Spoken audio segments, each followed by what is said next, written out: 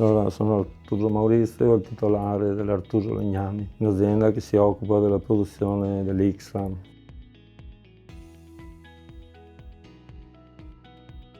Allora, l'X-Ram è una composizione di strati incrociati, è un lamellare, diciamo, composto a strati incrociati. Le opportunità che offre oggi è sicuramente la velocità d'esecuzione, perché la prefabbricazione oggi è quasi d'obbligo, perché maestranze oggi nel nostro mondo edile ne troviamo ben poche. Dunque la velocità d'esecuzione poi in cantiere è imbattibile. Dopo abbiamo costi certi, perché riusciamo a ottimizzare bene anche i costi. Abbiamo delle prestazioni che sono molto migliorative sia da un punto di vista energetico, e quello che magari non teniamo tanto in considerazione, però anche è molto importante anche dal punto di vista sismico. Dunque sicuramente il futuro sarà sempre più rivolto a questo tipo di costruzioni prefabbricate.